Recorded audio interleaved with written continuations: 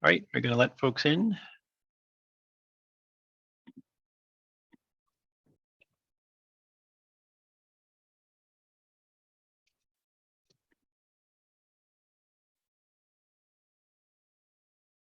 Let's see, Henry, are you and Dawn are going to hop into a breakout room? Is that right? Great. Okay. Got to see Dawn's in there. There you go. Okay.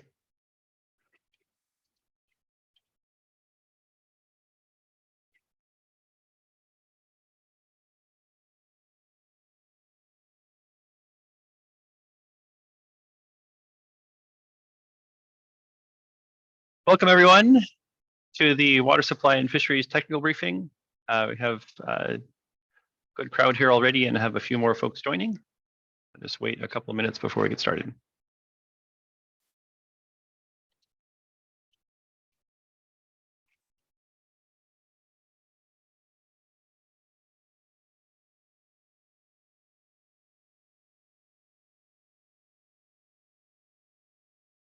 Everyone, if you're just joining, we're just waiting for everyone to join.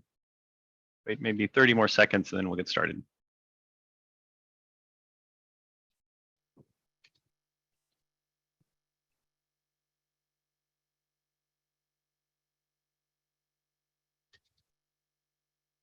Great, and Tom, can you just keep adding people as they join?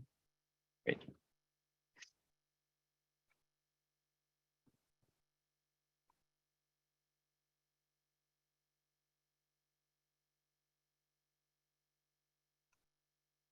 All right, welcome everyone to the Water Supply and Fisheries Technical Briefing. Just to let you know, the meeting is being recorded, as was discussed in the planning group, and will be posted following the meeting on the Russian River Water Forum website. So just to get us started here, first again, welcome. This is the first of our technical briefings. This is for the Water Supply and Fisheries Working Group. And as discussed in the first planning group meeting back in May, the purpose of the Water Supply and Fisheries Working Group is to support a shared understanding among Russian River Water Forum participants of the water supply context, fishery science and regulatory context, and related infrastructure issues. And today we have Dawn Seymour with Sonoma Water and David Manning with Sonoma Water to present on those topics. The objectives of this briefing are to review existing information, provide context about where we are currently with respect to water supply and fisheries issues, provide some updates on ongoing studies, and discussions of key uncertainties and information gaps. And as has been discussed in the planning group, and as many of you know, there's been a great deal of work done in these areas, particularly in the fisheries and infrastructure alternatives work as part of the ad hoc committee and the two basin partnership. So to a significant degree, these presentations will be reviewing that information and highlighting work that has been done, what work has been done and what work is pending, and what the key unknowns are. And let's see, I believe that we're going to start with David. First, we'll just go through a few meeting guidelines. So we ask that everyone be mutually respectful. We will be doing hand raises for speakers. So we encourage you to raise your hand rather than entering questions in the chat. We will pause at the end of each presentation. David's presentation will probably be about a half an hour. And we'll pause for questions after that, and then probably go to Dawn. Dawn, we're having some technical challenges with Dawn this morning. If he gets back in the next couple minutes, we'll start with him. Otherwise, we'll start with David. As I mentioned, the meeting will be recorded. The presentation slides, the recording, and the discussion notes will be posted on the Russian River Water Forum website afterwards. And if you have technical questions, please do put that in the chat. Henry, my colleague Henry DeRuff, will be monitoring that. So before we get started, are there any questions about how the meeting will run?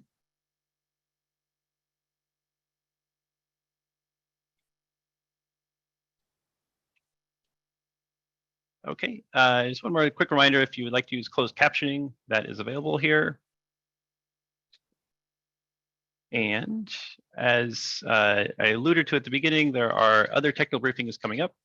There's a water rights and water management briefing. Certainly there's some overlap between that group and this one. So if you'd like a deeper dive into the water rights issues, that is tomorrow at 10:30. And then as mentioned at the most recent planning group meeting, the governance and economics and finance topics will be covered with short overviews at the next planning group meeting on July 13th, and then a deeper dive probably later this summer. We are also working on putting together a technical briefing for the Russian River Water Resiliency Subcommittee in July or August.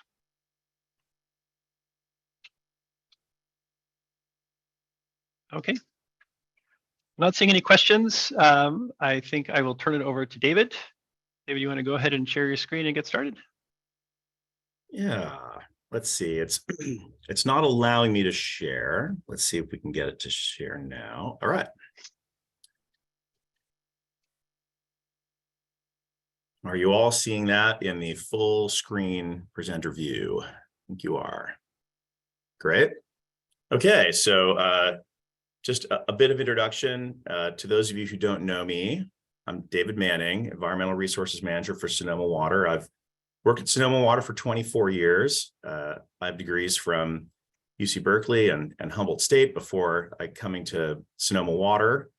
I worked for the National Park Service out of Point Reyes, and my graduate studies were on salmon and steelhead sort of throughout the North Coast, with a focus on habitat restoration and habitat capacity modeling. So I've been thinking about and working on salmons for quite a while. That said, as Jim mentioned, what I'm going to be presenting is work that's really a collaboration among a lot of partners. The ad hoc committee that was formed by Congressman Huffman, the Two Basin Solution Partnership. We'll talk a little bit about that. And then, our most recent work, which is an extension of that. So all the slides I present to you today, let me advance to the next one here, are going to be sort of reviews, sort of high-level recaps of a lot of these documents that I've listed here on the screen.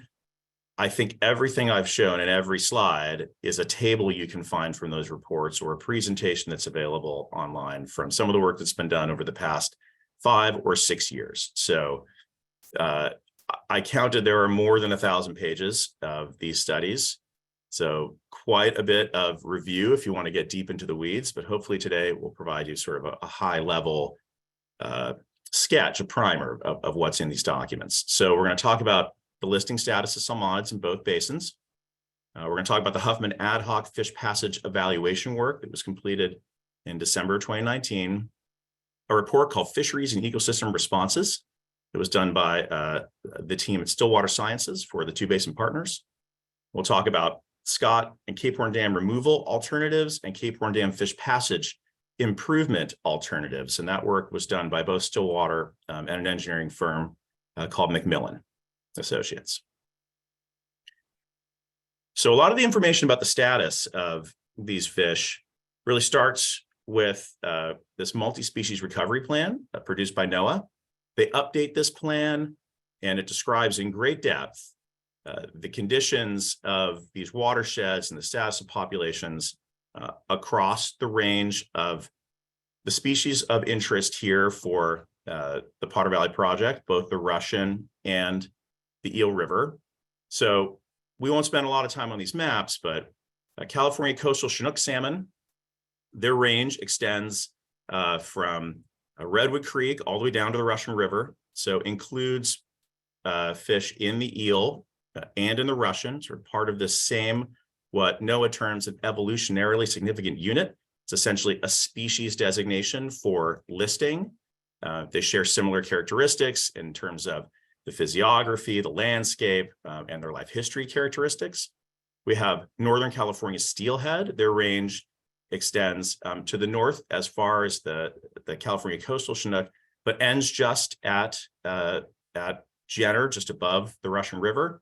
And then we have Central California coast steelhead that extend essentially from the Russian River down south into Santa Cruz. There's also a state listing recently as endangered of summer steelhead, and that was considered that species in the planning as well.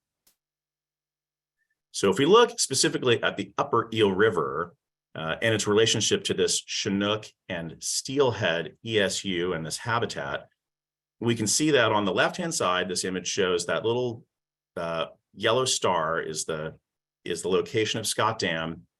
The habitats in the upper Eel River that are utilized by Chinook salmon, and a lot of them are actually downstream or in other branches of the Eel River. We look at steelhead on the right-hand side of the image, it's quite the opposite story. So upper main stem Eel River steelhead in this Northern California steelhead population, essentially their entire range is above Scott Dam. So they can no longer access that historic habitat. There's a quantification of the amount of this habitat in these recovery plans. So if we look for that information for California coastal Chinook salmon in the Eel and in the Russian River, we see that there are, and in this table, the I stands for the independence of that population, whether it's essential in recovery, the amount of that current weighted IP, that's something called intrinsic potential. That's a measure of the habitat's ability to support the species, the density of spawners that might be expected in those locations, and ultimately the spawner abundance that constitutes the recovery target. Because of course, all these species, I believe everybody knows this, they were all listed in the late 1990s. So for the upper Eel River Chinook salmon population, the recovery target is 10,600 adults. In the Russian River, that target is 9,300 adults. So how does that compare? Skipped one slide too early. With the current status of Chinook salmon in both basins, this count here, produced by PG&E and the California Department of Fish and Wildlife, is the upper Eel River count of adult Chinook salmon.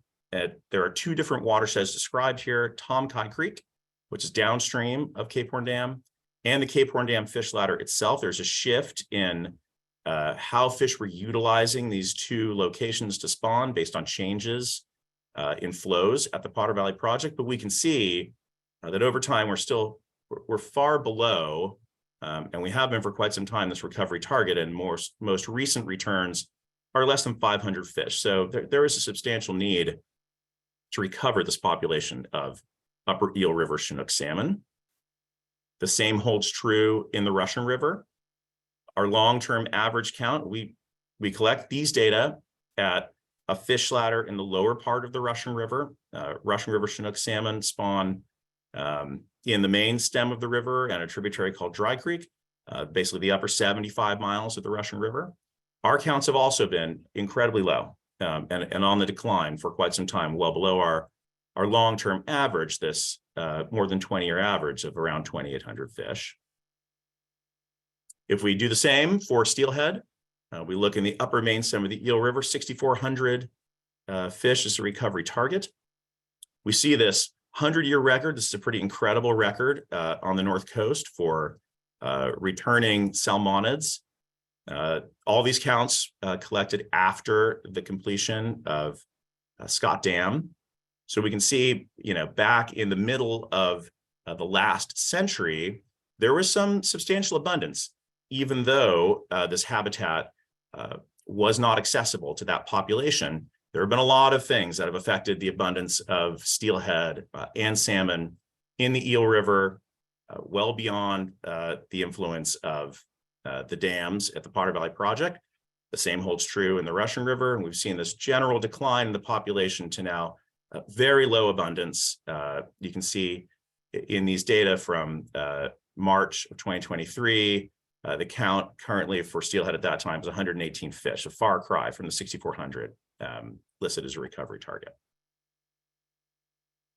And then also in the Russian River, we see that same a target with a similar number, 8,500 fish. That's for the entire upper Russian River. And again, a very similar story, especially post-drought.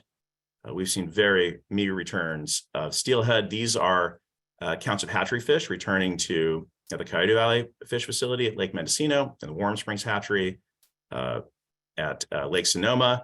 They're an index of what happens in the wild population. We're also able to estimate some of the wild population. We get about a quarter of the number of fish returning as wild fish as opposed to hatchery fish. They're on the same decline. So there is, across these two watersheds in these recovery planning domains, a real need to restore these fisheries.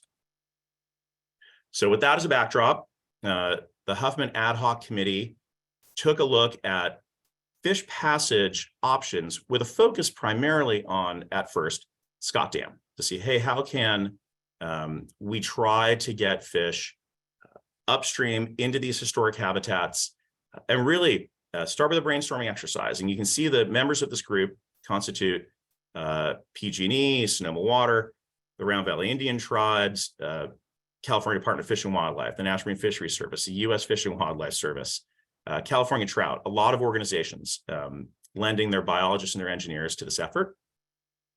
Again, the focus on Scott Dam and Lake Pillsbury. I think all of you know this. Scott Dam's 130 feet high. That's a significant challenge to pass fish above using traditional methods. But a variety of methods were considered. And this table lays out those options very briefly.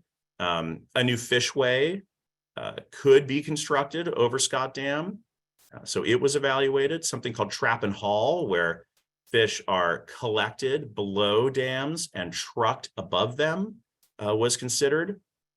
Partial removal of the dam to see if a fish ladder could work better at a lower elevation, a lower dam height. The dam lowered to 80 feet, the dam lowered to 50 feet was also considered. And then, of course, the complete removal of both facilities was evaluated as well. The species life history and timing was considered for each of those alternatives. So we're focusing here, this table shows Coe salmon, and in addition to steelhead Coe salmon, primarily use habitats below Cape Horn Dam, so they were not factored in heavily in the evaluation, but fall run Chinook salmon, winter and summer run steelhead, Pacific lamprey, and as a native species that may be something to index to see how the ecological health of the system is working, Sacramento sucker. So there's a whole scoring matrix for each of those alternatives and each of those species and life histories to look at the feasibility for upstream fish passage, for downstream fish passage, habitat and water quality characteristics, and the hydrologic and biological viability implications of choosing different ways of passing fish around Scott Dam. This report, the report is available online, has all the details of how the scoring was conducted and the scores from the group. This is the very high level summary, and I won't dive into this. I'm just showing you an example of what you will see if you go to this report. For each life stage, you've got the average scores from the folks who participated in this process for the 4 general types of fish passage alternatives that I mentioned previously, looking at both the sort of viability of upstream passage, its benefits and risks, and of downstream passage. So the downstream passage is oftentimes as vexing as getting fish above a facility like that. It's making sure that juvenile fish, as they're making their way out migrating toward the ocean as smolts, that they can survive that journey through an impoundment, that they can avoid predators. So all of that was considered, and it shouldn't become as any great surprise. The dam removal scenarios really were far superior than the other options for passing fish around Scott Dam. The same is true if we look at sort of the behavioral and the life history consequences of these various scenarios to try to pass fish around the facility, the sort of the ecological implications for these species. Again, dam removal really prevails. So with that as a backdrop, the next bit of work looked at how Scott and Cape Horn Dam can be removed. And I will say the evaluation part of this and sort of looking at what alternatives for getting fish past Scott Dam would be best for the species is almost rendered mute by the current state of affairs that we've been talking about here in the water forum, with PG&E's desire to remove the dam. But again, remember, this work was undertaken when the relicensing was still a part of the conversation. But I think it's important background and context for folks to understand. I'm not going to dive into the Scott Dam removal piece here because of that in the current state of affairs, but I know that in the very first planning group meeting, there were questions about the cost to remove Scott Dam. So I pulled that out of that report. And again, these are preliminary costs for two ways of removing the dam, a rapid removal and then a phased removal over multiple seasons. And scroll your eyes down to the bottom there. And again, if you're interested in this, there's lots of detail. We're talking about a price tag that's somewhere in the median range of $100 million to remove the facility in the eyes of this engineering firm and Stillwater Sciences that has the engineering firm Macmillan has quite a bit of experience in water resources projects throughout the Northwest. So what are the ecological implications of removing Scott Dam and having a more natural flow regime in the Eel River? What are the consequences? And Don will talk about this next, of having something called the run of the river alternative prevail. And that run of the river alternative involves taking water when it is available to be diverted from the Eel River into the Russian River. How does that affect the biota in both basins? It's a fundamental shift, obviously, in the way that water has been wielded between the two basins. So the two basin partnership project plan, these next series of slides, we'll talk about the project plan. It really is this run of the river concept, and we'll put a pin in that and let Don describe that in greater detail than I can. It really involves no Scott Dam. The letter of the way that the project plan was written includes these bullet points you see on the screen. So volitional passage around Scott Dam, that's a very important term. That means the fish, both moving upstream and downstream, can make a choice about when they want to pass the dam. So as opposed to something like the trap and haul example I mentioned earlier, that is not a volitional fish passage method. We're looking for a way for fish to get through Scott Dam unimpeded. Minimize the impacts of the sediment stored behind Scott Dam on biota and its habitat, restore natural processes, the hydrology, the geomorphology, the water quality characteristics of the Upper Eel River, improve passage at Cape Horn Dam, and we're going to talk about that in a bit more detail, and improve the Van Arsdale flow bypass and fish screens. So that report contains a lot of hydrographs that compare the existing conditions. And in these plots you can see here, this is for the reach between Scott and Cape Horn Dam on the left and below Cape Horn Dam on the right. For all of those sort of scenarios of how water can be managed in the existing condition, which is called here existing, and estimated unimpaired, which is essentially that run of the river mode of operating a diversion. These hydrographs sort of guide the ecological impacts on the species and the herpetofauna and the physical characteristics of the habitat, the geomorphology, the hydrology. So you can look in great detail comparing dry years and wet years. What in this example here is something like the spring recession, which is a very important part annually of the hydrologic cycle as flows naturally recede from the peaks in winter. Fish respond in a very important way to those receding spring flows in their decision to outmigrate as young fish. In the case of Chinook salmon, that's as fish that are less than a year old. In the case of steelhead, that's fish that are a year old that have been rearing in the system. Lots to consider in the way fish respond to the natural hydrology versus the impaired hydrology with the presence of Scott Dam, and lots of detail in that report to describe it. Some high-level takeaways. I got a slide for each species. That's about as much summarizing as is possible from a report like this. If we look at juvenile steelhead rearing below Scott Dam, without the presence of Scott Dam and its cold water, the ability of that habitat to support steelhead diminishes, right? That should make some sense.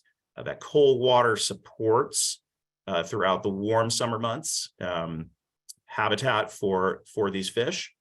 If we look below Cape Horn Dam, the minor changes in summer water temperature, because it's already a warm environment, aren't that consequential.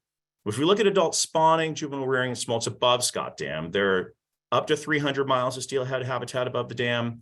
That cold water increases the productivity of the population and allows access for summer run steelhead and increases genetic diversity. For Chinook salmon, again, the project plan is this run of the river concept without Scott Dam. If we look in the springtime, some of the higher flow, especially in wetter years, actually makes for more natural outmigration from the upper Eel River downstream through the main stem of the Eel River. Fall adult migration, because there isn't a reservoir that's able to add flow and attract fish strategically, as is done now with Powder Valley Project, there are some consequences of perhaps restricting some of the adult access to those habitats. But again, if we look at the productivity above Scott Dam, less habitat than for steelhead, but 100 miles of habitat allows greater diversity and population resiliency for those fish. And if we look downstream below Scott Dam, there really isn't a whole lot of change related to removal of Scott Dam and Lake Pillsbury itself. So this table, we're not going to focus in on the details, but it looks at, again, with this run of the river concept, comparing the two watersheds, is the change from having a Lake Pillsbury and Scott Dam present and doing business sort of as it has been done for many years, or this change to this run of the river concept, does it have a positive, a neutral or unclear or negative impact on things like water quality, riparian habitat, food availability, that's the aquatic insects, fish passages, the presence of non-native predators between the two basins. And we see that in the eyes of this consultant and the group that was formed to help them up with these technical issues, it's overall a beneficial change, a positive change for the Eel River, and either a benefit or a neutral condition for the Russian River. And I will say, Don will probably touch on this, as long as there is enough water transferred through this two basin plan to allow the Russian River's flows to continue to support the species in the Russian River watershed. There are biological opinions in both the Eel River and the Russian River watershed. In the Russian River watershed, we are receiving guidance from the National Marine Fisheries Service and the California Department of Fish and Wildlife about how to best meet the ecological needs of salmon and steelhead in the Russian River. This plan assumes we'll be able to do so. If that is not the case, I think you'd see a lot more of those orange colors on the Russian River side of this figure.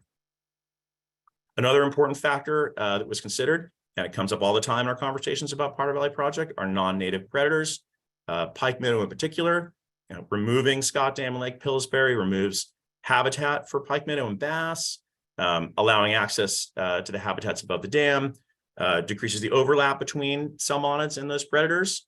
The predation risk still exists, but it's thought that it's decreased with allowing fish access to these habitats that are currently unavailable. So this figure on the right-hand side, it calls on that multi-species recovery plan that I mentioned earlier. It shows the habitats for both Chinook salmon and steelhead available above Scott Dam, and the Stillwater Sciences team that wrote this report thought that while there are some hits to productivity for the loss of this habitat between Cape Horn Dam and Scott Dam, overall, the cold water habitat benefit is thought to be something that will really promote the recovery of these fish in the Eel River watershed. So that leads us to, we'll sort of check the Scott Dam off the list, and the concept, at least at this sort of high ecological level, of the run of the river two basin solution looks like it has benefits for the Eel River. Looks like it has does not have negative consequences on the Russian River. One of the things that remains in that plan is a diversion. So how do we achieve better fish passage at the diversion site, which is Cape Horn Dam and Van Arsdale, and allow this two basin process to continue and to endure? So here's a look at the Cape Horn Dam site, its existing current conditions. I think most people are pretty familiar with this.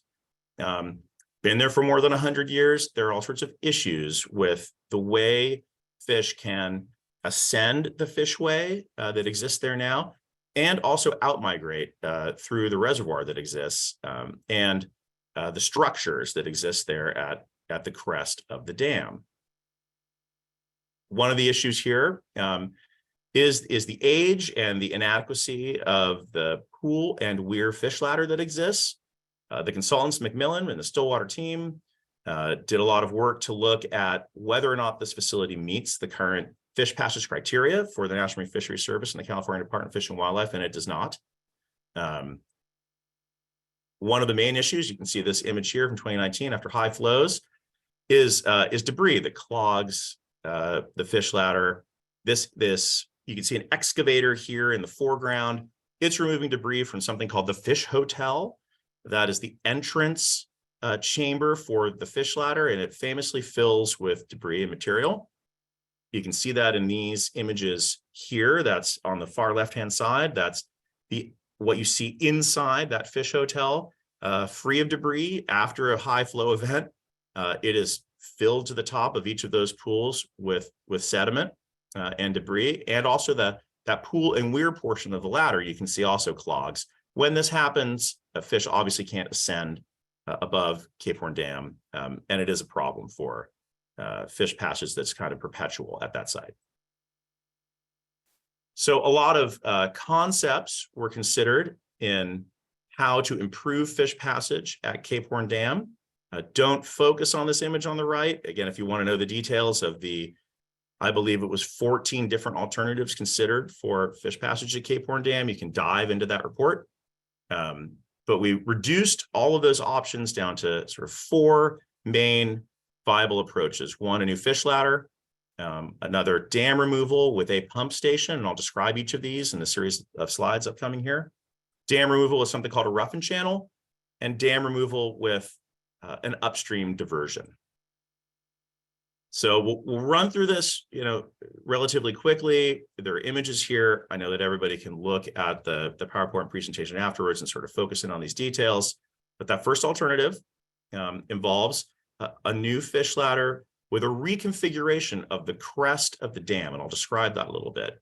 The new fish ladder would meet NMFS and California Department of Fish and Wildlife requirements, and allow fish to also pass downstream instead of over these steps that you see in the face of Cape Horn Dam now, using a smooth structure called an OG weir. Think about it as like a children's slide at a playground, as opposed to the sort of harsh series of steps that you see there now. Here's an image, and there's some notes on this sheet that you can study a little bit. These are concepts. They're preliminary in nature. These are not engineering plans, but they're engineering concepts produced by the consultant. You can see on the left-hand side of the image, there's that stair step part of the dam crest, and it is smooth so that fish are guided to one particular part of the dam crest and sort of smoothly transition into the plunge pool below the dam, and then again, another similar structure to get them past the area just adjacent to the fish hotel. The ladder itself is properly configured. It's protected from debris with a large wall. So there are substantial improvements to the fishway concept to get fish over the dam. The next alternative is to completely remove the dam and replace and put in place a pump station that mechanically lifts water from a much lower elevation up to the elevation of the existing Van Arsdale tunnel. And describe that in a little bit. I will go through a couple of these bullet points because I think it's important for folks to understand this concept a bit. So the gravity portion of the dam is removed down to what's called essentially the hydraulic control, the riffle, the bedrock downstream below the dam right now. The height of Cape Horn Dam is currently at elevation 1490. The dam will be removed down to elevation 1447. So that's a reduction of 43 feet in height and almost matches the elevation of the riffle immediately downstream.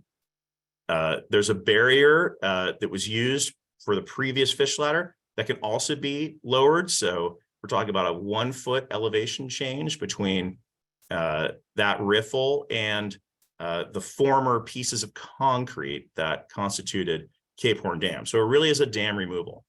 A new pump station is constructed to take water up to the Van Arsdale Tunnel in a large diameter pipeline.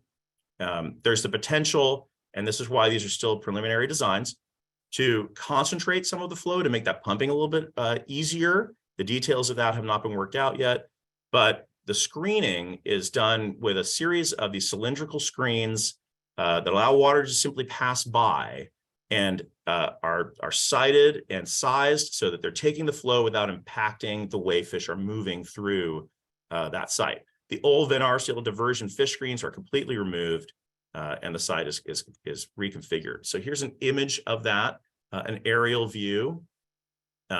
Everything that you see right now as a reservoir, so that impounded body of water, would be a free-flowing river.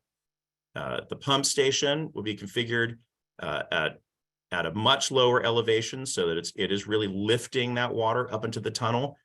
The river is essentially unimpeded in this 100 or so foot slot that you see labeled next to the pump station as slope. I can't really use my cursor very well here in the presentation view. I apologize for that. But take my word for it, the concrete is gone and the river evolves naturally. And as we move through, and I'll describe the next steps in our process here, we can have the engineers developing these plans present in far greater detail than I can what some of the individual components of these projects are. The next alternative is something called a roughened channel. It involves lowering, again, the gravity portion of the dam, but putting in its place something called a roughened channel. So think about it as a sort of a natural rock ramp, 800 feet long, that takes up the elevation that the concrete currently achieves and allows gravity diversion. Instead, you keep the height of the diversion tunnel approximately the same, but you allow fish to swim up to it through a long boulder cascade. That channel has to be sort of anchored in place so that erosion doesn't occur excessively. So there are what are called sheet pile cutoff walls that go through this long roughened channel. It involves very large boulders. So the channel itself, the depth of the rock in the channel is 10 to 15 feet deep. And on the largest side, those boulders are literally the size of small cars. Eel River is very powerful in that section. So this roughened channel is composed of some pretty large material to keep it from eroding during high flow. Here's an image of what that looks like. Again, I don't expect you to absorb all of this right now. Just you can read the individual notes and the call outs to get a little bit more detail. But it runs from the riffle that I mentioned earlier as a hydraulic control all the way up to the current elevation at the Van Arsdale diversion, and allows gravity to continue to feed water over to the Russian River side. So there is no mechanical pumping.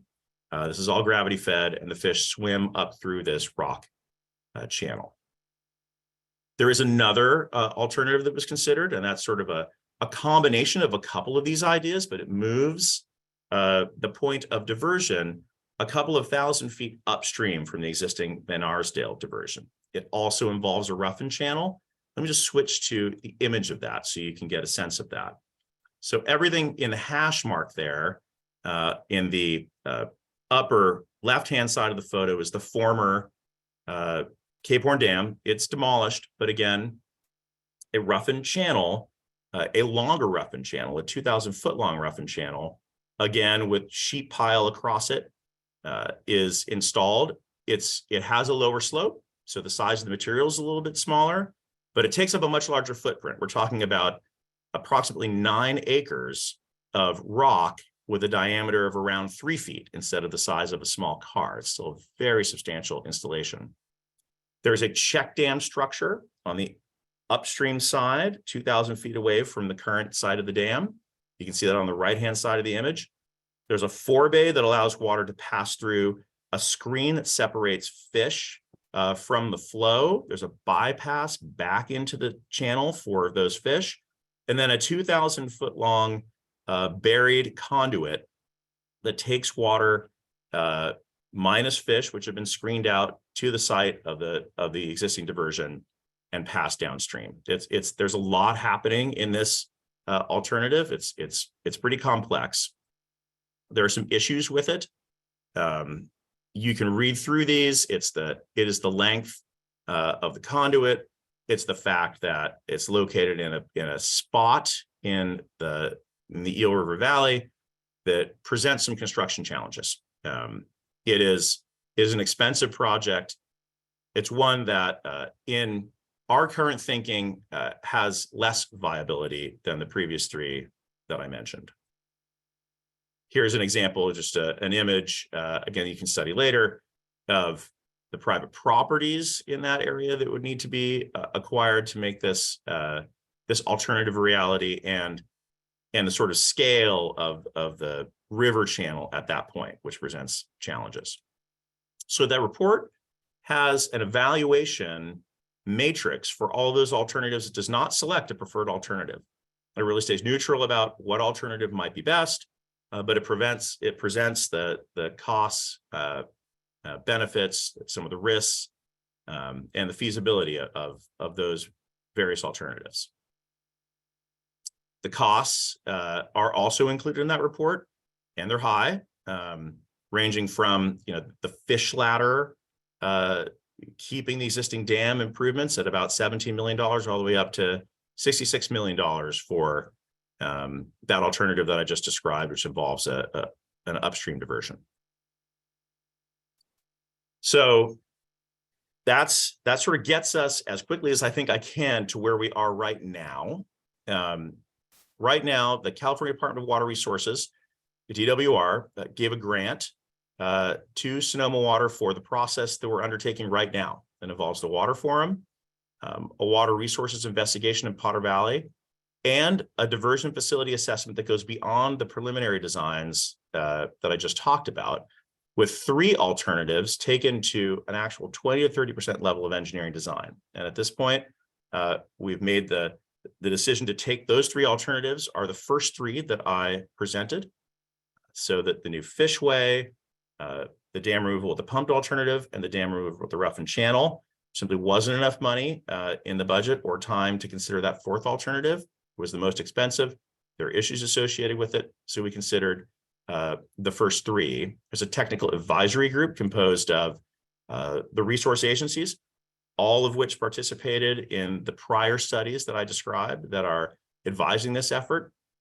Sonoma Water has also made an application to the U.S. Bureau of Reclamation's a new program called the Aquatic Ecosystem Restoration Program that we won't find out if we achieve, if we get until late this year or early next year.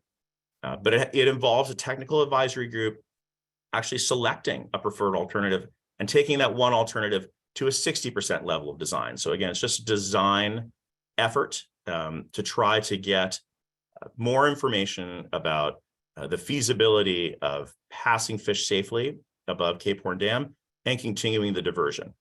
And that is as much as I have for you today.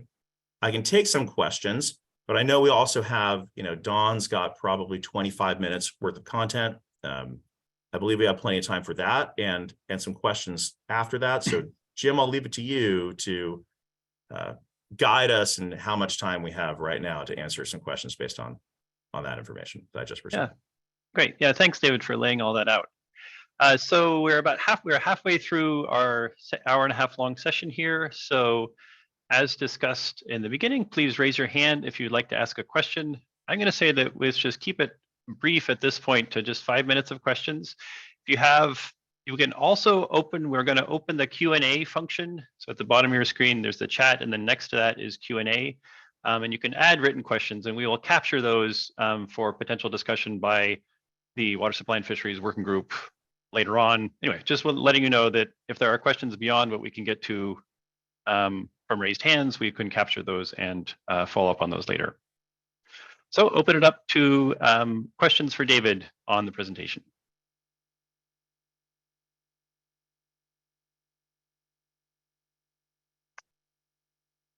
All right, David Tabor, please go ahead. Good morning. I'm Dave Tabor. I run the Palomino Lakes Mutual Water Company. My understanding of these reports, I didn't read them all in detail, is that this is all based on the best modeling that's possible. Obviously, we can't do an experiment to remove all these facilities and then find out what happens. My other understanding was that the consultant's report indicated that there was no guarantee that this would be sufficient to actually increase fish productivity.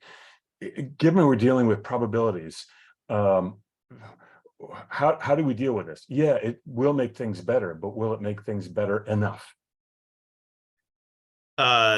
You're spot on, David.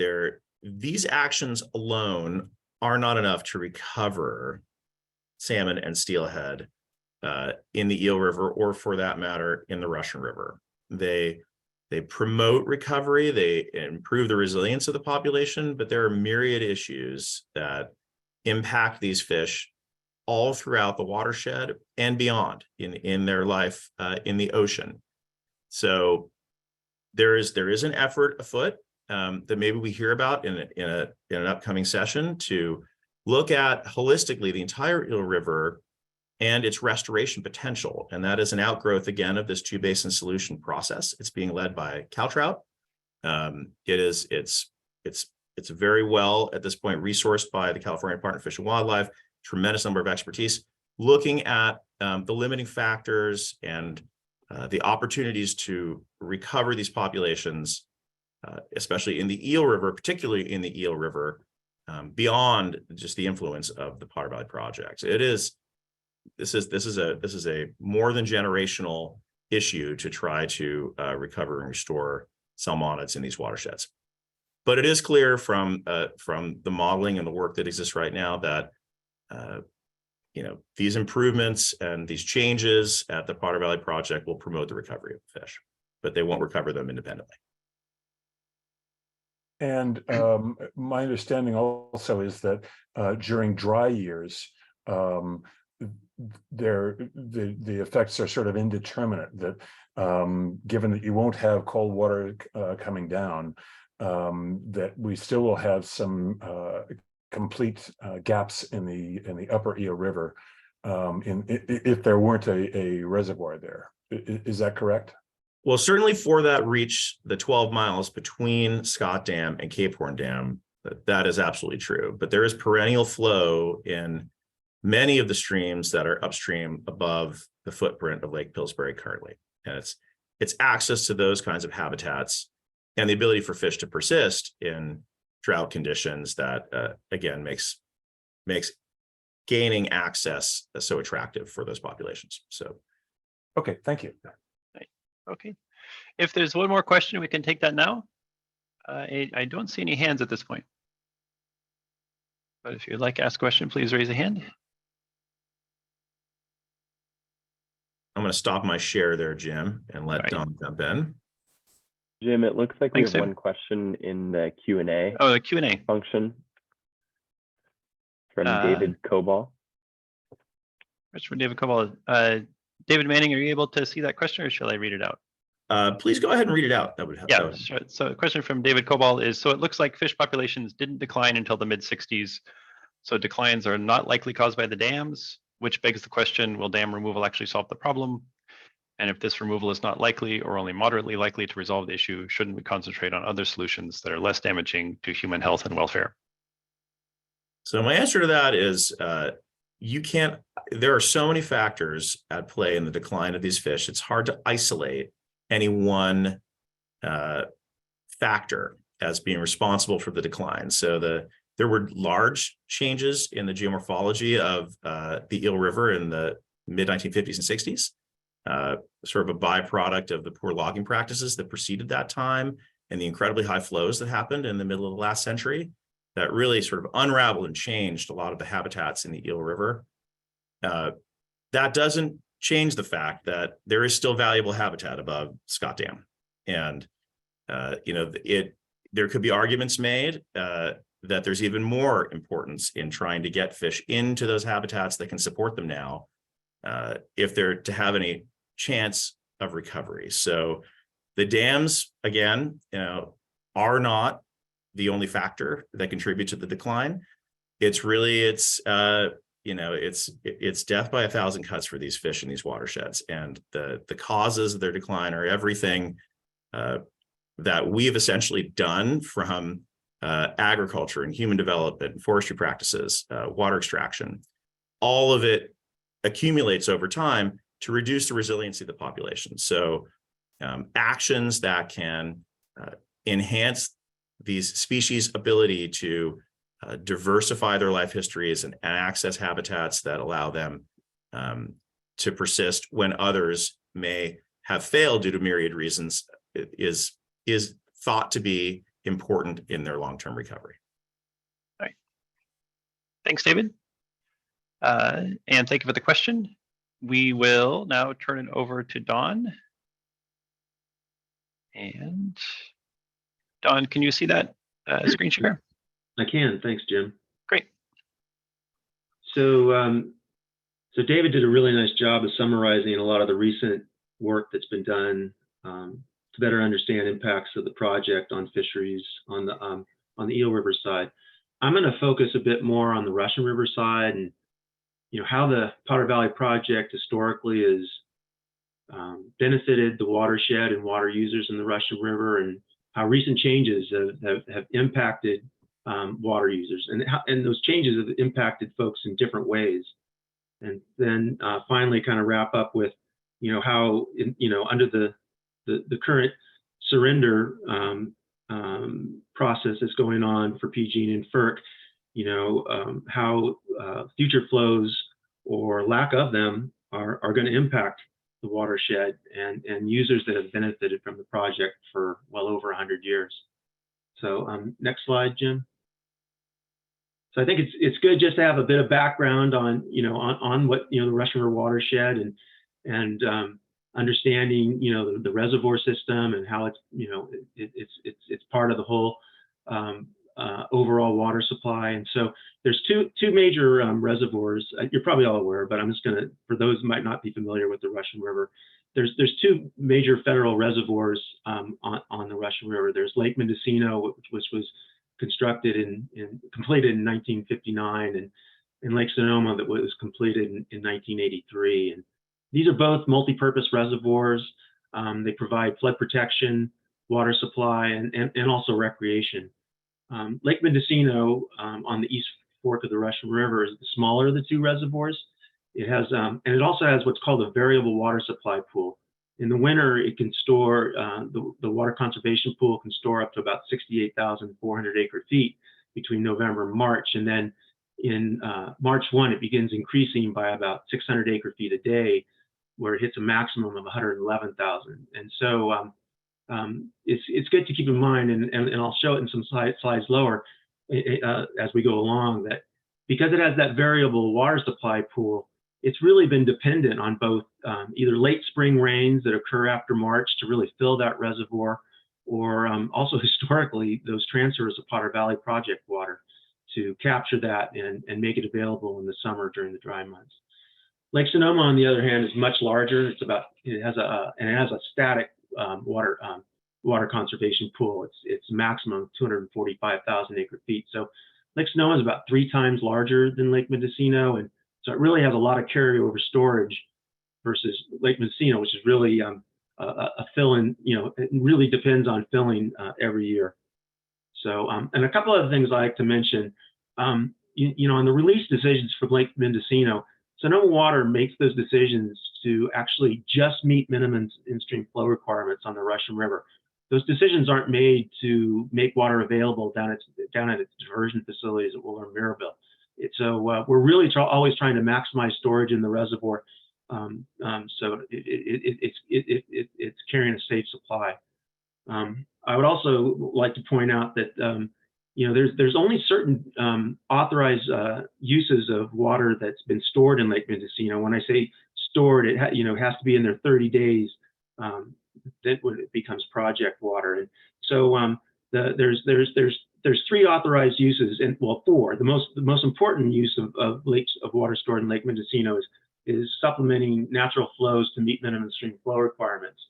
But then the other use of stored water is by under Sonoma Water's permit 12947A, and then the flood control district's license to redivert water that's been stored in the reservoir for use when there's no direct diversion available and there's water rights.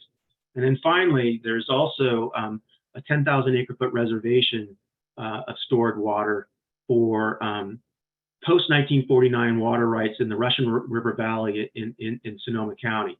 And so, stored water is not available to all the water rights in Mendocino and Sonoma County.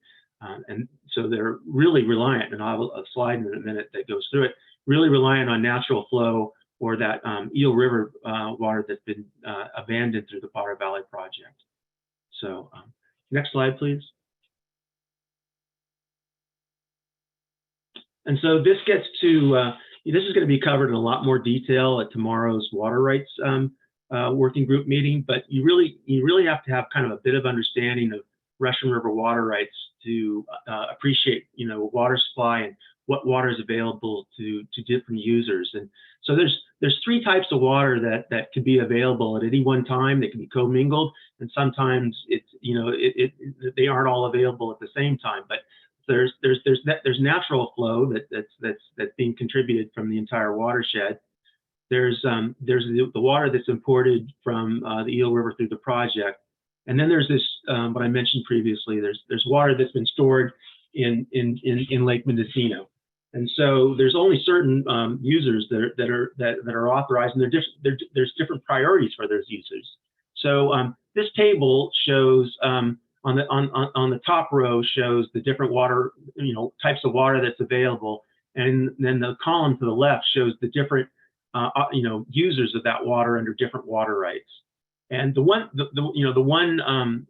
item that's not in there is minimum stream flows, and that's always a high priority for at least from stored water from Lake Mendocino when there's not enough natural flow available. But so the very first category of water right is the riparian claim, and you can see in that pass-through water of natural flow through the reservoir they're their highest priority. They're the #1 priority. But as you go across those columns, the riparian claim is not authorized to divert pass-through water that's been diverted through the Eel River or stored water. They're only authorized to use natural flow. And then the next category is the pre-1914 water right, and they have the second highest priority of natural flow. But as you can see, as you go across the columns, they have the highest priority of imported water from the Potter Valley Project. And so that's why when Sonoma Water is required to bypass, flows from that are entering the reservoir, bypass that and make that available to those high priority water rights and claims. The next category is the pre-1949, and 1949 is a very important date to remember because that's the priority date for Sonoma Water's permit and the Russian River Flood Control District's license. And so that sets a priority date for when Sonoma Water and the district can directly divert flows, but also sets the priority for them to redivert water that's been released from Lake Mendocino. And then there's after the Lake Sonoma Water and the Flood Control District, there's what's referred to as the post-1949, and those are really the junior water rights in the Russian River who have the lowest priority of natural flow and the lowest priority of Potter Valley project import water of Eel River water. And so it's just really important to understand as we go through that each of these are impacted differently when on changes of the Potter Valley project. Next slide, please. And so I just really like this slide because each one of those purple dots represents a point of diversion in the Russian River watershed that's dependent on the main stem Russian River for their water supply. And so those could be riparian claims or pre-1914, pre-1949, post-1949 water rights. And, you know, they extend all the way from just below the reservoir to, you know, all the way out almost to the Pacific Ocean. One thing I like to point out is a lot of those, you know, points of diversion are below Dry Creek, which is where Lake Sonoma is located. They're equally reliant on the natural flows and Eel River diversions that have been occurring because they are not authorized to redirect water that's been stored in Lake Sonoma.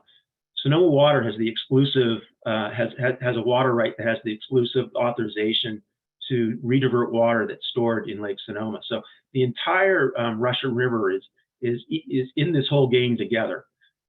Next slide, please.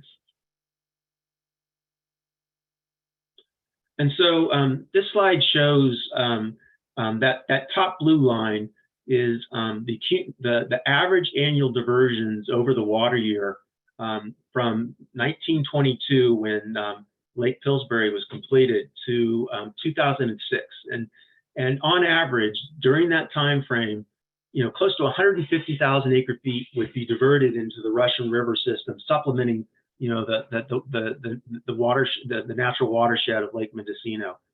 And it's really important to consider that during that time frame, a lot of significant decisions were made. Number one, the State Water Resources Control Board issued hundreds, if not close over 1,000 appropriative water right permits during that time frame when that water was available, and depending on that water to really meet those demands. The Lake Mendocino Water Control Manual was developed in that time frame, taking consideration that 150,000 acre-feet of water was coming in. Decisions regarding whether to raise Coyote Valley Dam in its original authorization in one of the early flood control acts, it was envisioned that Coyote Valley Dam would be raised. But, you know, since you had this, you know, just this significant transfer, basically a reservoir upstream of Lake Mendocino, that probably contributed to the decision not to raise the dam. And then finally, Decision 1610, which was the order approving changes to Sonoma Water's permits and establishing minimum stream flow requirements in the Russian River, was issued, and based on that 150,000 acre-feet of water becoming available. In 2004, FERC issued an amendment to PG&E's operating license, and it was based on a biological opinion issued by NIPS for the project. It was issued in 2004, but it wasn't correctly implemented until 2006. And so that orange line represents what the average transfers of the project have been between 2007 and 2020. And that's a significant decrease. It went from approximately 150,000 acre-feet per year to about 60,000 acre-feet per year. That's a 53 or 54% reduction in what was originally coming in. And so you can imagine all those water rights that have been issued, those minimum stream flow requirements that were established, have all been extremely challenging to meet since that change, other than in very, very wet years that occur in the Russian River watershed. And then finally, that red line actually represents the average annual transfer since 2021, water year 2020 to currently to 2023. And there's been another significant decline, and now the transfer is at about 40,000 acre-feet, and that's due to the type of flow variances PG&E has been requesting from FERC over the last 3 years, and also due to the transformer bank failure that occurred and PG&E no longer transferring above and beyond their minimum requirements during the winter.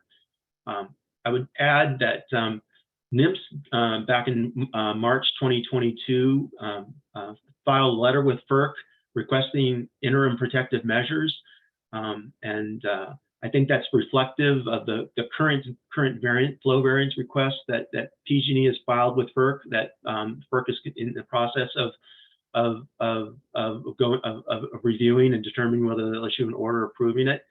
And then on top of that, we've heard about the seismic issues with the dam, PG&E not raising the gate, so likely needing longer-term changes to the license during the surrender process that are probably going to be somewhat similar to what the variances are, still uncertain. So that red line in the future could actually, what we see in the future could actually decrease from that red line based on what happens over the next year or so on how PG&E is working with FERC on making some additional changes. Next slide, please.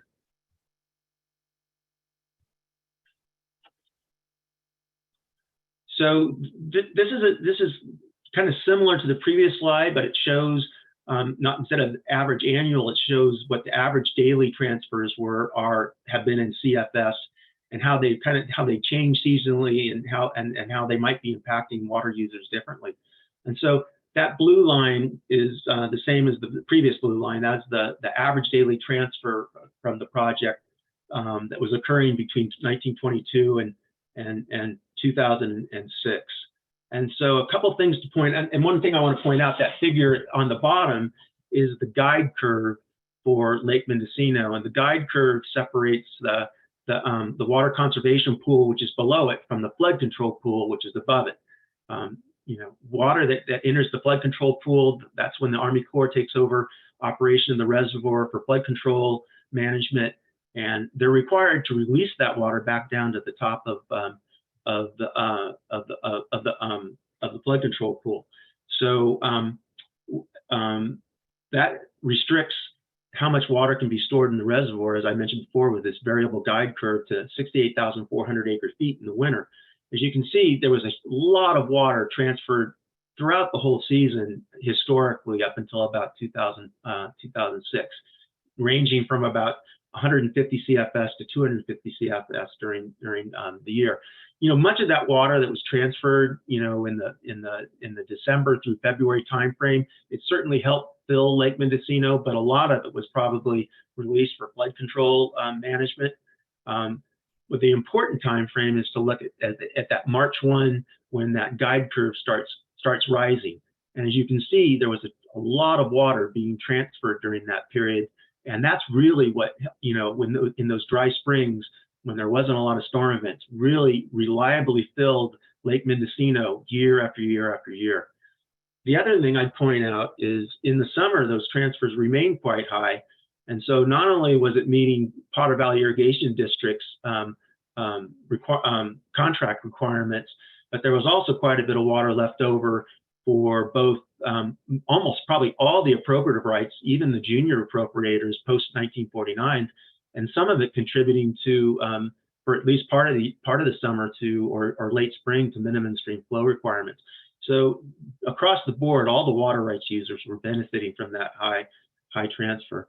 That red line, again, that represents what 2007 to 2020. You can see that winter transfers significantly decreased. So, making it much more challenging during dry years to even get up to the 68,400 acre-feet. And then more importantly is that March timeframe. That's one of where the diversions were their lowest. And so not being able to leverage the raising guide, that rising guide curve to fill Lake Mendocino.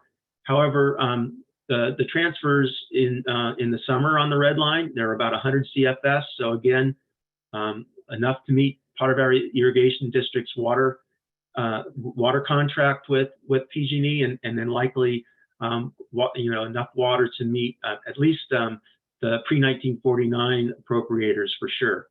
And then the green again represents that change that occurred over the last 3 years, and very low transfers in the winter and very low transfers in the summer. Really, over the last 3 years, just meeting the most senior water rights in the system. So next slide, please. So that's kind of where we are right now, and so where are we going in the future? And some of that was looked at by the technical water supply working group that was assembled under the Huffman ad hoc, and that was a group of really highly experienced engineers and hydrologists representing a really diverse group of Potter Valley project stakeholder interests. And so Craig Adley was with Cardno, was a consultant for PG&E during the early relicensing period. Chris Delaney was with Sonoma Water, is now with CW3E down at Scripps Institute, but he was one of our lead modelers at the time. Jared Emery, a consultant with PG&E. Michelle Lent, who is a hydrologist with PG&E. Scott McBain, consultant with the Round Valley Indian Tribes. John Mendoza, an engineer with Sonoma Water. Peter Pyle, also a consultant with Round Valley Indian Tribes, myself, and then Andreas Tikalovia with NIMS. And this group worked to develop both the modeling tools that were used, and then also worked to both calibrate and validate those models, and then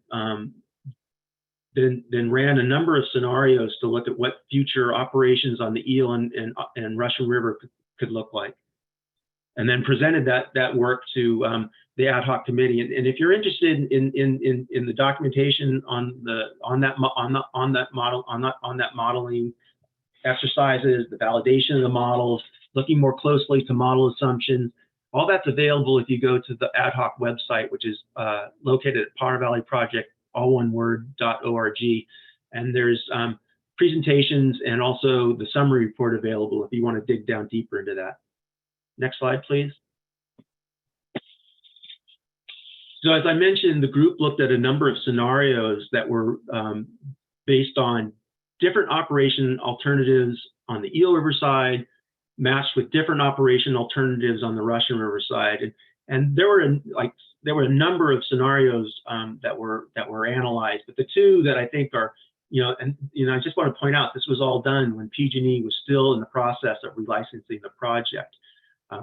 That's significantly changed right now. Now they're in the process of preparing a surrender application. But I think two of the scenarios that come out that kind of give us bookends of what we might expect in the future were project decommissioning with no continued interbasin transfer, and then as David mentioned earlier in his presentation, this concept of run of the river, which is independent of whether Scott Dam's there or not, but in these scenarios it assumed that Scott Dam was removed, and so I think this bookends the results of this modeling kind of bookend what we might anticipate in the future.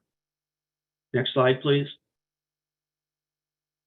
So it's really important to understand what the run of the river concept is. It absolutely is based on a continued seasonal diversion when criteria, ecological criteria below the diversion are being met to be protective of endangered salmonids and lamprey that are in the Eel River system.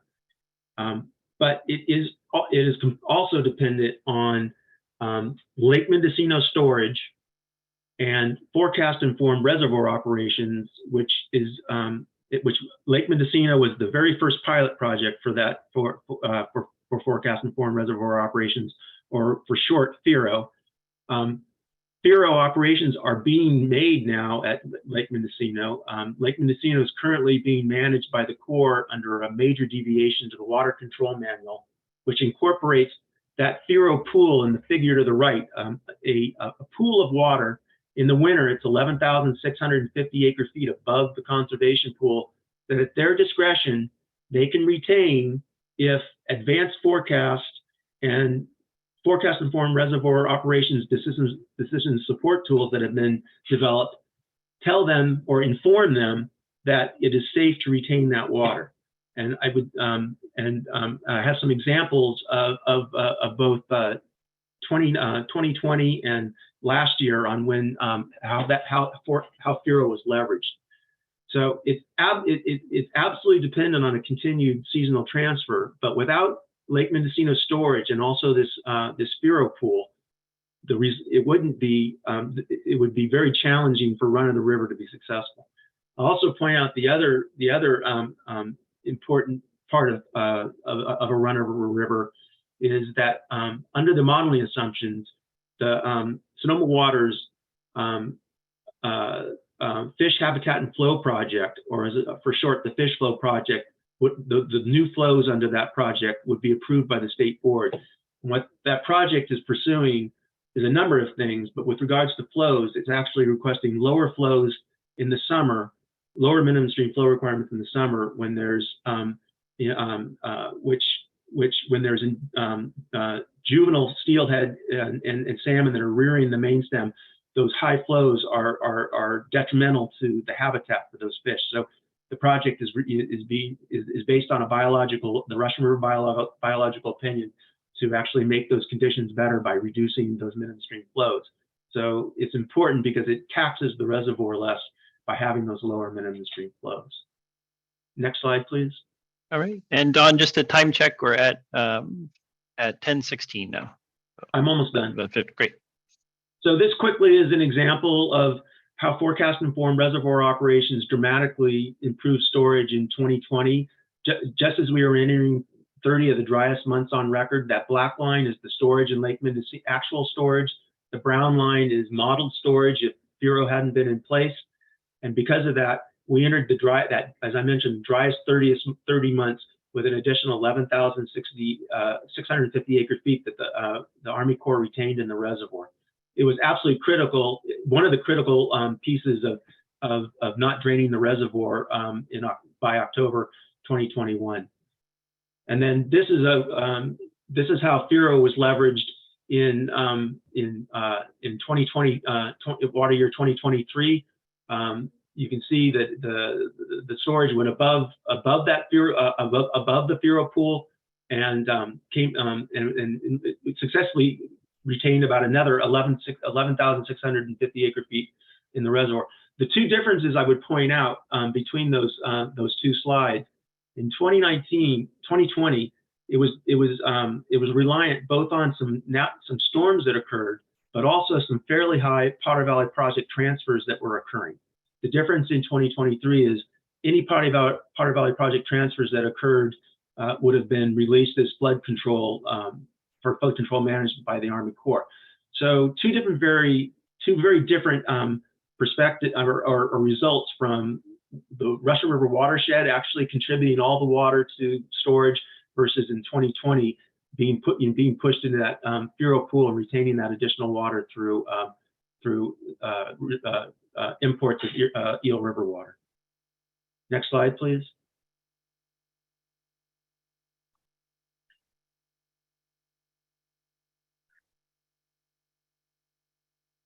Next slide. Oh, you're not showing it? For me, it's still on Lake Mendocino. There, no, backwards. Nope. One more forward. One more forward. And so, what were the key takeaways from the modeling that was performed under the Huffman ad hoc? So PVP, decommissioned, no interbasin transfer. So the average annual inflow to the reservoir, that's inflow from both natural and from PVP imports, goes to 97,200 acre feet, which is a 44% less than baseline. Average storage in the reservoir, low storage in the reservoir would go to 12,100 acre feet, which is a 73% decline from baseline. And when I say baseline, I mean PVP operations and Russian River operations between 2007 and 2017. So baseline's actually changed since then. Number of years Lake Mendocino would completely drain would be 53 out of 107. And that's a 52,000% or 5,200% increase in times the reservoir would drain. Obviously, if the reservoir drains, you no longer have you have discontinuous flow in the river. And when it says drain, that means during that year it drained. It could be for a week or it could be for 6 months. So it would be a very significant impact to the system. Next slide, please. And then with run of the PVP decommissioned with a run of the river scenario, the average annual inflow is actually about the same as baseline. Low storage, again, remains about the same as baseline. Number of years Lake Mendocino drains would be the same as baseline. There are some reductions in the flows in the river, but that has to do, as I mentioned before, to implementing the Fish Flow Habitat Water Rights Project, which was requiring these lower flows for rearing fish in the system. And so that's all I have. Be happy to answer any questions. All right. Thanks very much, Don. So we are at 10:21, so we've got 10 minutes or so for questions and wrap up here. One question in the Q&A, but first give any folks who'd like to raise hand and ask a question verbally.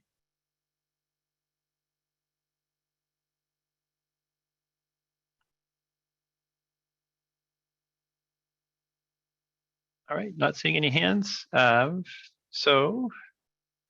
the question for David Cobal says, well, sounds like this was a question about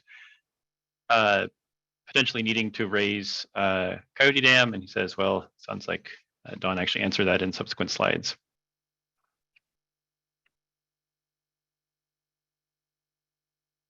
Any other questions? We can also, if questions came to mind about David's presentation. Dennis Murphy, thanks for the hand. And you're on mute, Dennis.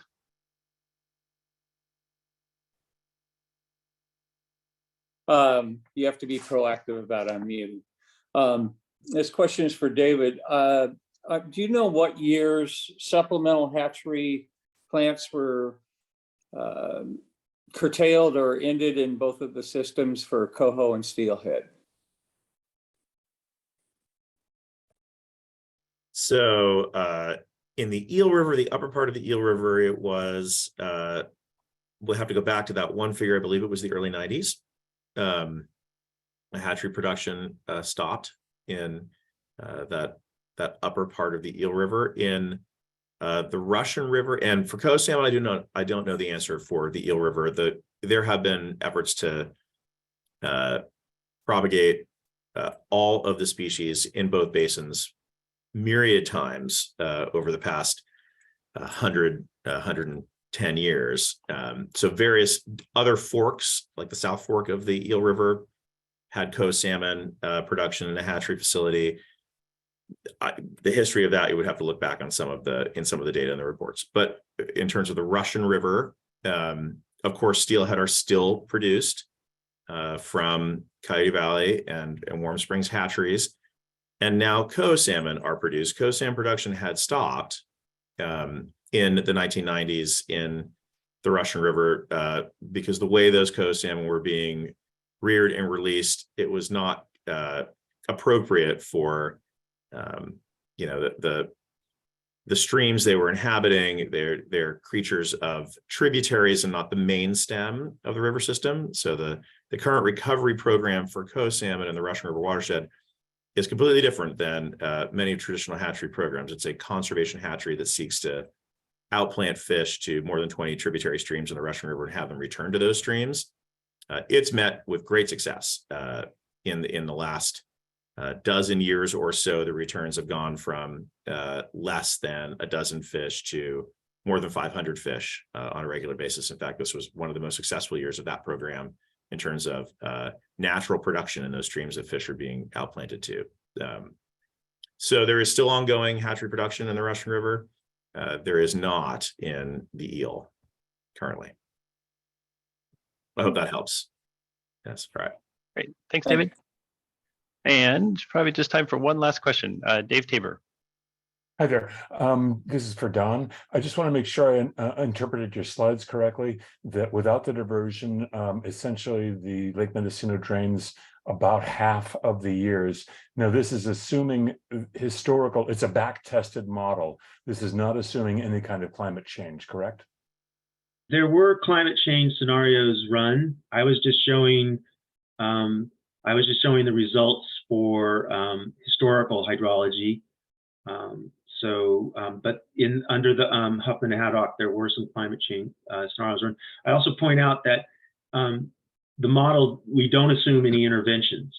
So interventions of trying to reduce minimum stream flow requirements. Obviously, under those years where the reservoir is draining, that it's already at minimum stream, what are the current minimum stream flows? So it's not taking consideration trying to reduce those further, or the state board coming in and doing curtailments to reduce water demands on the system. So certainly through some significant interventions, some of those years you could possibly prevent the reservoir from draining. Thank you. And I don't see any other hands. Don, there's a question from Frank Lynch in the Q&A. Just quickly, in case you know this off the top of your head, the question is, what % of Eel River flows were diverted pre-2006 and post-2006? So expressing those diversions as a percentage of the Eel River flows. Pre-2006, it was approximately 2-ish% of the flows. Compared to what the Eel River flows are, it's that change from 150 to 60 is pretty insignificant to the Eel River watershed. So it's maybe instead of 2%, it was 1.85% type thing. So I don't know that offhand, but I know prior to the changes, it was approximately 2%. Thanks, Don. Okay, well, just a few minutes here to wrap up. So just to remind, we have the water rights technical briefing tomorrow. We're also in the process of scheduling the first water supply and fisheries working group meeting. And my colleague, Tom Fisher here, will send out a reminder about the doodle poll for that. I think we've gotten 10 responses so far. Hope to get a few more, and then we will get that meeting on the calendar. Also, just a reminder that we will be at the upcoming planning group meeting on July 13th. We'll be doing quick reviews of governance and economics and finance, topical reviews, and also that we're working to schedule the resiliency subcommittee technical briefing, which will cover different material that this will be covered in the briefings this week. Suppose just before we wrap up, are there any final questions? Because it'll be about process or anything else before we wrap up. Okay. Well, again, thanks very much to Don and David for covering that huge amount of material in a fairly short amount of time. Really appreciate your effort to review all those studies and existing work and get us up to date on where we are with water supply and fisheries. And thanks very much to everyone who joined. As we said at the beginning, we'll circulate the meeting recording and notes on the discussion and the PowerPoint presentations. So, thanks very much, everyone. Yep. Take care. Thank you. Bye, everyone.